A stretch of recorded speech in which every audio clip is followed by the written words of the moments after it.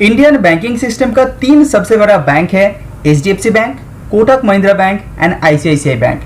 तो आज इस वीडियो के अंदर हम लोग देखेंगे कि इंडिया का टॉप 3 प्राइवेट बैंक के अंदर निवेश करने का लायक अभी दिखाई दे रहा है या नहीं दिखाई दे रहा है। उसी के साथ हम लोग जानेंगे तीनों बैंक के अंदर कौन सा बैंक अभी अच्छा दिखाई दे रहा है। तो चलिए जान लेते हैं। इंडियन बैंकिंग सिस्टम का तीन सबसे बड़ा बैंक है HDFC bank, Kotak Mahindra bank and ICICI bank. तो आज इस वीडियो के अंदर हम लोग देखेंगे कि इंडिया का टॉप 3 प्राइवेट बैंक के अंदर निवेश करने का लायक अभी दिखाई दे रहा है या नहीं दिखाई दे रहा है। उसी के साथ हम लोग जानेंगे तीनों बैंक के अंदर कौन सा बैंक अभी अच्छा दिखाई दे रहा है। तो चलिए जान लेते हैं। तो प्राइवेट बैंकिंग सेक्टर के अंदर जो सबसे पहले नाम आता है एचडीएफसी बैंक का। रिसेंट कंडीशन में एचडीएफसी बैंक देखेंगे तो क्रेडिट कार्ड की दुनिया में 25% से भी ज्यादा मार्केट शेयर रखता है एचडीएफसी बैंक। अगर आप एचडीएफसी बैंक को रेवेन्यू वाइज ब्रेकअप करके देखेंगे तो पर्सनल लोन से कंपनी 33% का रेवेन्यू जनरेट करते हैं और इंडस्ट्री के थ्रू कंपनी 34% का रेवेन्यू जनरेट करते हैं। सर्विसेज के अंदर भी करीब 30.5% का रेवेन्यू कंपनी अकेला यहाँ पे अर्न करते हैं। अभी इसको सेगमेंट वाइज आप देखेंगे तो रिटेल बैंकिंग के अंदर 48%, होलसेल बैंकिंग के अंदर 24.9% एंड ट्रेजरी के अंदर 14.1% कंपनी होल्ड करते हैं, अदर्स के अंदर 13%।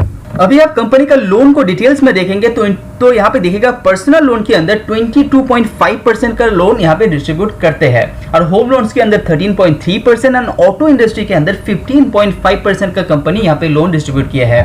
आपको ये बात जरूर पता होगा कि एचडीएफसी बैंक पहले बहुत ही अच्छा रिटर्न ऑलरेडी दे चुका है, लेकिन रिसेंट कंडीशन में कंपनी थोड़ा सा प्रेशर में रहते हुए यहाँ पे दिखाई दे रहे हैं। लेकिन आपने फॉलो किए होंगे कि कोविड के टाइम कंपनी यहाँ पे होलसेल बैंकिंग के लोन के ऊपर ज्यादा यहाँ पे प्रेशर क्रिएट कर रहा था, लेकिन फिर से कंपनी रिटेल की तरफ मूव होते हुए दिखाई दे रहे हैं। कंपनी के ऊपर लॉन्ग टर्म के हिसाब से आप फाइनेंशियली हालत देखेंगे तो मार्च 2010 में कंपनी 16,000 करोड़ का रेवेन्यू अर्न करता था, वो बढ़ के यहाँ पे हो गया है करीब 10 गुना से भी ज्यादा, जो है 128,000 करोड़। अभी नेट प्रॉफिट की बात करें वो था 3,000 करोड़ 2010 में, वो बढ़ के हो गया है यहाँ पे 31,000 करोड़। तो यहाँ पे 10 गुना नेट प्रॉफिट के अंदर इवन आपका जो रेवेन्यू है वो भी करीब 10 गुना यहाँ पे हो चुका है with in 10 to 11 years. HDFC bank के ऊपर टेक्निकल कारण की वजह से क्रेडिट कार्ड के ऊपर थोड़ा सा रेस्ट्रिक्शन कंपनी के ऊपर था, लेकिन वो रिसेंटली उठ जाने के लिए यहाँ पे थोड़ा सा ग्रोथ प्रोस्पेक्टस आपको देखने को मिलेगा short term even mid term के अंदर भी। और जब बात आता है कंपनी का वैल्यूएशन का तो रिसेंट कंडीशन में कंपनी 24 to 25 आपका पी के अंदर ये ट्रेड कर रहे हैं और 5 साल का मिड टर्म आप पी देखेंगे तो वो है 28। तो उस हिसाब से आप देखेंगे तो कंपनी अभी भी अट्रैक्टिव लग रहा है, तो अभी भी आप इसके अंदर निवेश कर सकते हैं। तो अगर आप सोच रहे हैं कि एचडीएफसी बैंक को अपने पोर्टफोलियो में ऐड करेंगे तो लॉन्ग टर्म के लिए आप ऐड कर सकते हैं, क्योंकि ये आपका पोर्टफोलियो के अंदर एक बैलेंस क्रिएट करता है। अभी जो यहाँ पे दूसरा बैंक दिखाई दे रहा है उसका नाम है कोटक महिंद्रा बैंक और कोटक महिंद्रा बैंक को एक ग्रोथ स्टॉक के हिसाब से भी जाना जाता है, क्योंकि पिछले कुछ सालों के अंदर कोटक महिंद्रा बैंक ने बहुत ही जबरदस्त यहाँ पे ग्रोथ दिखा चुके हैं। इवन म्यूचुअल फंड के अंदर कंपनी यहाँ पे 7% का मार्केट शेयर गेन होल्ड करते हैं। कोटक महिंद्रा बैंक और रेवेन्यू को डिटेल्स में देखेंगे तो ज्यादातर ये जो रेवेन्यू अर्न करते हैं वो कॉर्पोरेट बैंकिंग के द्वारा ही करते हैं, जो करीब 27% से भी ज्यादा दिखाई दे रहे हैं। उसी के साथ होम लोन्स के अंदर भी 26% का रेवेन्यू कंपनी यहाँ पे अर्न करते हुए दिखाई दे रहे हैं। और जब बात आता है कमर्शियल व्हीकल एंड कंस्ट्रक्शन के अंदर यहाँ पे 8.3% एज वेल एज अदर्स के अंदर 19% का रेवेन्यू कंपनी यहाँ पे अर्न करते हुए दिखाई दे रहे हैं। स्पेशली आप कोटक महिंद्रा बैंक की बात करें तो ऑपरेटिंग जो प्रॉफिट है सबसे ज्यादा आता है कंपनी का होलसेल बैंकिंग के अंदर, क्योंकि होलसेल बैंकिंग के अंदर कोटक महिंद्रा का यहाँ पे डिस्ट्रीब्यूशन बहुत ज्यादा है। अगर आप कोटक महिंद्रा बैंक को फाइनेंशियली कंडीशन कैसा है वो देखेंगे तो वो भी बहुत अट्रैक्टिव है, क्योंकि मार्च 2010 में कंपनी रेवेन्यू अर्न करता था 4,600 करोड़ का, वो बढ़ते बढ़ते यहाँ पे 33,000 करोड़ तक आते हुए दिखाई दे रहे हैं with in 10 year. Even net profit की बात करें वो भी यहाँ पे 1,300 करोड़ का हुआ करता था, वो बढ़ के आ गया है करीब 10,000 करोड़। तो अच्छा खासा ग्रोथ कोटक महिंद्रा बैंक ने यहाँ पे फाइनेंशियली दिखाया है। जब बात आता है कंपनी का वैल्यूएशन का तो रिसेंट कंडीशन में यहाँ पे वैल्यूएशन वाइज यहाँ पे दिखाई दे रहा है 38 पी के अंदर ये ट्रेड कर रहे हैं और मीडियम पी आप देखेंगे 5 साल का वो भी है 38 पी।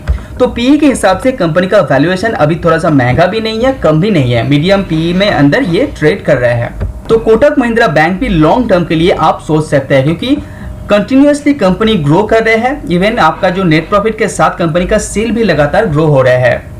अभी जो यहाँ पे तीसरा बैंक दिखाई दे रहा है जिसका नाम है आईसीआईसीआई बैंक। रिसेंटली कंपनी के ऊपर एक टारगेट दिया गया है, वो दिया गया है 1000 का। तो बहुत ही बढ़िया अच्छा यहाँ पे टारगेट दिया गया है आईसीआईसीआई बैंक के द्वारा। जस्ट 1000 नहीं, यहाँ पे और भी जो टारगेट दिया गया है वो 900 के ऊपर ही यहाँ पे दिया गया है। तो अच्छा खासा टारगेट आईसीआईसीआई बैंक के ऊपर देते हुए दिखाई दे रहा है। इसका जो मेन रीजन है, रिसेंट कंडीशन में देखे होंगे कि आईसीआईसीआई बैंक डिजिटली बहुत ज्यादा मूव हो रहा है, डिजिटल को बहुत ही एग्रेसिवली ये एक्विजिशन कर रहा है। तो इसी वजह से इसका जो टारगेट प्राइस है ब्रोकरेज फर्म के द्वारा बहुत ही जबरदस्त दिखाई दे रहा है। अभी जब मार्केट शेयर की बात करें तो यूपीआई ट्रांजैक्शन के अंदर 15% एंड क्रेडिट कार्ड ट्रांजैक्शन के अंदर यहाँ पे 21% का मार्केट शेयर ये होल्ड करते हैं। जब बात आती है म्यूचुअल फंड का तो वहां पे 13% का मार्केट शेयर आईसीआईसीआई बैंक अकेला होल्ड करते हैं। आईसीआईसीआई बैंक का रेवेन्यू की बात करें तो रिटेल बैंकिंग के थ्रू कंपनी का 34% रेवेन्यू वहीं से आता है, होलसेल बैंकिंग के अंदर 15% एंड ट्रेजरी के द्वारा कंपनी का 27% रेवेन्यू यहाँ से भी आता है। लाइफ इंश्योरेंस के अंदर कंपनी 18% से भी ज्यादा यहाँ पे रेवेन्यू अर्न करते हैं। अब लोन को देखेंगे तो सबसे ज्यादा यहाँ पे मॉर्गेज लोन्स यहाँ पे डिस्ट्रीब्यूट किया गया है आईसीआईसीआई बैंक के द्वारा। व्हीकल्स लोन के अंदर 13% एंड पर्सनल लोन्स के अंदर 11% डिस्ट्रीब्यूट किया गया है। अगर आप आईसीआईसीआई बैंक का लॉन्ग टर्म फाइनेंशियल हालत देखेंगे तो वो भी अट्रैक्टिव है, लेकिन compare to HDFC bank and Kotak bank उतना अट्रैक्टिव नहीं है। लेकिन फिर भी जो भी रिजल्ट इसने अभी तक दिया है वो भी बहुत अच्छा है, क्योंकि मार्च 2010 में कंपनी 30,000 करोड़ का यहाँ पे रेवेन्यू अर्न करता था, वो बढ़ के अभी होते हुए 90,000 करोड़ तक जाते हुए दिखाई दे रहे हैं। इसी के साथ कंपनी का नेट प्रॉफिट में भी अच्छा इंप्रूवमेंट यहाँ पे दिखाई दे रहा है। और आईसीआईसीआई बैंक के ऊपर आपका 5 साल का मिड टर्म आपका पीई देखेंगे तो वो है करीब 24 के आसपास। इवन रिसेंट कंडीशन में आईसीआईसीआई बैंक 24 to 25 पीई के अंदर ट्रेड कर रहा है और बीते हुए 1 साल के अंदर इसी रेंज में कंपनी ट्रेड कर रहा है। तो अभी भी ये निवेश करने के लिए अच्छा टाइम दिखाई दे रहा है। इवन जब टारगेट इसके ऊपर बहुत बढ़िया दिखाई दे रहा है तो आप उसके ऊपर रिसर्च कर सकते हैं, उसके बाद आप निवेश करने के बारे में सोच सकते हैं। तो तीनों शेयर जो आप लोगों को मैंने बताया, HDFC bank, Kotak bank, even ICICI bank, तीनों ही बहुत बेहतरीन बैंक है। तो कभी भी आप निवेश करने के बारे में सोच सकते हैं, लेकिन खुद का रिसर्च करने के बाद ही आपको निवेश करना चाहिए। तो आज वीडियो में इतना ही। सी यू ऑन नेक्स्ट वीडियो। अगर आपको मेरा वीडियो पसंद आ रहा है तो लाइक एंड सब्सक्राइब कीजिए।